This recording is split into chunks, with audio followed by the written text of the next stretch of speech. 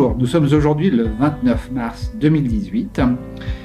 Les marchés émergents ont rebaissé suite aux propos de Donald Trump sur le commerce mondial, notamment le commerce avec la Chine. Depuis 3 semaines, effectivement, les marchés ont bien rebaissé. Sur le mois, les émergents perdent près de 4% en euros. C'est quand même moins que la perte américaine, qui est au niveau de 5%. Alors c'est un peu moins bien par contre que les marchés américains qui perdent un peu moins de 3%. Ce qui n'est pas intuitif par contre, c'est que les marchés asiatiques qu'on aurait pu imaginer faire moins bien que les autres marchés font finalement un peu mieux. On a quelques marchés en Europe qui ont bien baissé, également en Amérique latine. Le président Trump fait craindre une guerre commerciale, néfaste au commerce mondial. Qu'en pensez-vous? Effectivement, ont été annoncées un certain nombre de mesures, notamment 25% de droits de douane sur l'équivalent de 50 milliards de dollars d'importation américaine en provenance de Chine. Si on s'en tient à ces montants, c'est pas très important. Finalement, tout ça correspond à peu près à 0,1% du PIB chinois, donc rien de très dramatique de ce point de vue-là. Maintenant, effectivement, ce qu'on peut craindre, c'est une escalade de discours, j'ai envie de dire, entre d'une part les autorités américaines et d'autre part les autorités chinoises. Cela dit, à ce niveau-là, on pense que le problème est assez politique finalement, que Trump a besoin d'une victoire politique pour son électorat, et notamment dans la perspective des élections de mi-mandat en novembre prochain.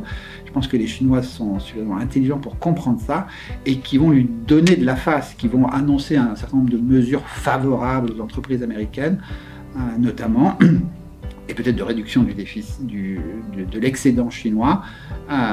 Et enfin, Trump pourra clamer une certaine victoire d'ici l'été.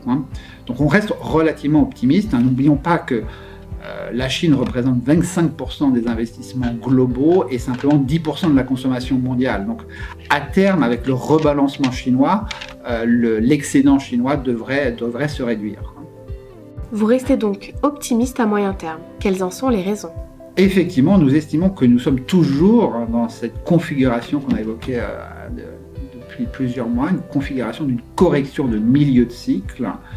À moyen terme, à moyen et long terme sur les actions émergentes, on estime qu'on a globalement une meilleure croissance, de meilleures marges, moins d'investissement et donc un meilleur free cash flow. La situation chinoise nous paraît quand même très très bonne au niveau de ce qui s'y passe au niveau de l'économie domestique. Le Brésil, on a un retournement cyclique intéressant. La Russie bénéficie quand même d'un prix de pétrole plus élevé. Globalement, on est dans une situation qui reste très porteuse. À court terme, les investisseurs, les analystes digèrent, j'ai envie de dire, les résultats qui sont sortis sur le 4e trimestre 2017, qui sont bons. Simplement, ils ne sont pas meilleurs que prévu parce que les prévisions ont été relevées à la hausse au cours de l'année 2017. Donc, le temps de digérer ces chiffres, on va de nouveau se positionner sur 2018, sur la croissance 2018, la croissance 2019, et là, les investisseurs vont revenir. Votre classement reste très satisfaisant, premier décile sur 1, 3 et 5 ans, mais le fonds de GEM Equity monte moins bien que l'indice émergent depuis le début de l'année. Quelles en sont les raisons? Historiquement, nous avons un biais croissance, donc c'est plutôt une très bonne chose depuis notre création. Ça nous dessert à court terme, comme ça a été le cas en janvier et février. En revanche, au mois de mars, on est légèrement mieux en termes de performance relative.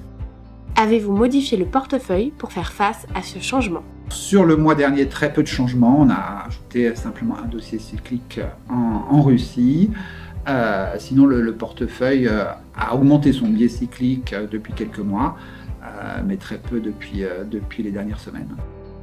En conclusion, quel est votre scénario à moyen terme? En conclusion, et j'ai envie de dire en dépit des incertitudes liées aux frictions sino-américaines sur le commerce mondial, on estime qu'on est toujours dans une configuration de correction de milieu de cycle.